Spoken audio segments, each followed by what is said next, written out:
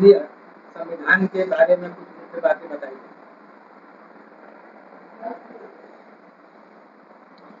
देखिए, भारत का जो संविधान है वह विश्व का सबसे बड़ा संविधान है और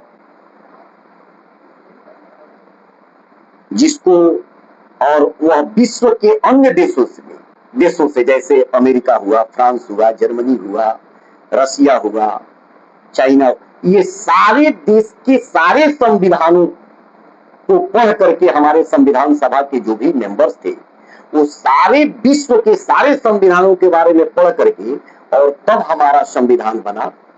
और हमारा संविधान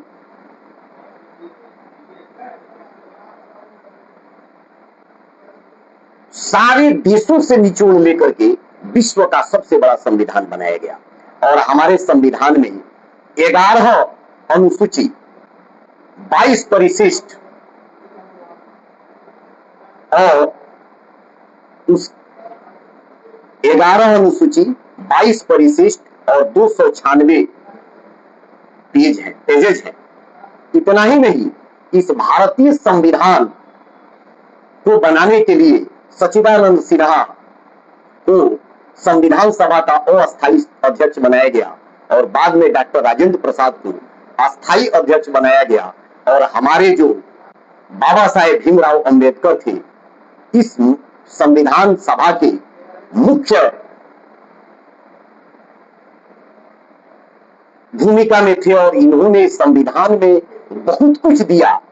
जहां पर बहुत सारे संविधान सभा लोगों का दिमाग नहीं जा रहा था वहां पर हमारे बाबा साहेब भीमराव अंबेडकर ने भी, जैसे छुआछूत, हमारे देश का संविधान आगे क्या उसमें अड़चने आ सकती है, बहुत सारी बातों को, इसलिए अंबेडकर जी का भी बहुत बड़ा योगदान है इस भारतीय संविधान में। इस भारतीय संविधान को बनाने में 2 वर्ष 11 महीना 2 वर्ष 11 महीना और कुछ दिन लगे थे। 2 वर्ष 11 महीना कुछ दिन और 6 घंटे, इस तरह से मैंने लगभग 3 वर्षों का समय हमारे भारतीय संविधान को बनाने में लगा था और तब जाकर हमारा भारतीय संविधान विश्व का सबसे बड़ा संविधान बनकर तैयार हुआ। और हमारा जो संविधान है, देखिए, वो संविधान फेडरल है। फेडरल का माने होता है कि संघीय ढांचा पर आधारित, यानी किसी एक व्यक्ति के हाथ में हमारी जो संविधान है वो हमारे देश की संविधान किसी एक व्यक्ति में पूर्णतः निहित नहीं है बल्कि संघात्मक है। राज्यों को एक अलग पावर दिया गया है, केंद्र का अलग पावर दिया गया है। राज्य जो है वो राज्य सूची अलग होती है, केंद्र की सूची अलग होती है। उसके बाद समवर्ती सूची होती है जिसमें कानून बनाने का राज्य और केंद्र को दोनों को मिलकर के पावर है, कानून बनाने का, उस पर टैक्स लेने का, शासन करने का। तो हमारे संविधान में सब कुछ वर्णित है कि राज्य किस बिंदु पर काम करेंगे, केंद्र किस बिंदु पर काम करेंगे, दोनों मिलकर किस बिंदु पर काम करेंगे। और सबसे बड़ी बात है कि हमारा जो केंद्र है, हमारे संविधान के अनुसार हमारे केंद्र सरकार को बहुत मजबूत बनाया गया है, बहुत पावरफुल बनाया गया है, ताकि कोई भी देश हमारे देश पर आक्रमण न कर सके, और करे भी तो वह जीत न सके, मुंहतोड़ जवाब उससे मिले और वो हमारे देश को कभी गुलाम न बना सके। इतना हमारी संविधान जो है वो मजबूत पावर दिया है। और देखिए, जहां तक हमारे संविधान में यहां मौलिक अधिकार दिया गया है व्यक्तियों का के लिए निर्धारित किया गया है कि ये मौलिक अधिकार में कोई हस्तक्षेप नहीं कर सकता, ये मौलिक अधिकार मिलना चाहिए।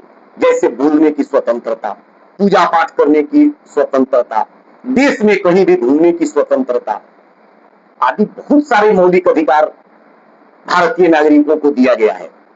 और एक ही नागरिकता पूरे देश में लागू हुआ। ये नहीं कि अब हम बिहार के हैं तो यूपी में जाने के लिए हमको अलग नागरिकता चाहिए, महाराष्ट्र में जाने के लिए अलग नागरिकता चाहिए।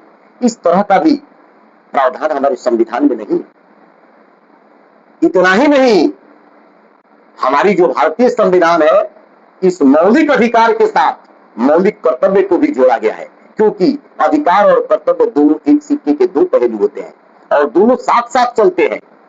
ऐसा नहीं कि हमें अधिकार दे दिया गया और कर्तव्य का पालन हम नहीं करें, ऐसा नहीं हो सकता। लेकिन हमारे संविधान की उससे भी खासियत, सबसे महत्वपूर्ण जो विशेषता वह यह है कि हमारा संविधान संघात्मक होते भी एकात्मक है, संघात्मक होते हुए भी एकात्मक है। जैसे हमारे देश पर कोई दूसरा देश आक्रमण कर दे, हमारे देश में वित्तीय संकट स्थिति पैदा हो जाए, या हमारे देश में किसी राज्य में संविधान के नियमानुसार शासन नहीं चलाया जा रहा हो, तो वहां राष्ट्रपति को फास्ट पावर हो जाता है और राष्ट्रपति तुरंत संकट काल की घोषणा करके पूरे देश का पावर अपने हाथ में कर लेता है। जैसे ही संकट काल की घोषणा होती है, सारी शक्ति हमारे राष्ट्रपति में निहित हो जाता है। लेकिन उसके लिए एक समय बनाई गई है कि 6 महीने के अंदर राष्ट्रपति को भी फिर सदन से मंजूरी लेनी पड़ती है। लेकिन तत्काल अगर कोई संकट उत्पन्न हो जाए, बाह्य आक्रमण हो जाए, आर्थिक सुरक्षा का यथी हो जाए, तो उस परिस्थिति में हमारा देश जो है, हमारे देश में संघात्मक की जगह पर हमारी संविधान एकात्मक हो जाता है और संकट काल की घोषणा कर दी जाती है और सारी शक्ति हमारे राष्ट्रपति के हाथ में निहित हो जाता है। तीनों सेना का प्रमुख हमारा राष्ट्रपति होता है और तीनों सेनाएं, सब कुछ राष्ट्रपति एकल उस समय राजतंत्रात्मक सरकार की तरह हमारा देश काम करने लगता है। हमारी संविधान ने राष्ट्रपति को इतना पावर दिया है। राष्ट्रपति भारत का प्रथम सम्मान प्राप्त नागरिक होता है और यदि सुप्रीम कोर्ट द्वारा भी किसी को फांसी की सजा दे दी गई हो तो राष्ट्रपति उसे क्षमादान कर सकता है या उसको किसी दूसरे दंड में बदल सकता है। इतनी पावर दी गई है हमारे राष्ट्रपति को। तो हमारा संविधान एक बहुत ही उच्च दर्जे का संविधान है। इसकी जितनी भी तारीफ की जाए, जितनी भी इसके बारे में कहा जाए तो कम होगा। तो हमारे आदरणीय दर्शक बंधुओं, हमारे इस प्रकार के चैनल आपको मिलता रहे, इसके लिए आप हमारे चैनल को सब्सक्राइब करें, लाइक करें, कमेंट करें और अगर फेसबुक में देख रहे हैं तो फॉलो करें, क्योंकि आपका तो इससे कुछ नहीं जाता, लेकिन हमारी हौसला बढ़ती है तो हम इस तरह के वीडियो और आगे भी लाते रहेंगे। धन्यवाद।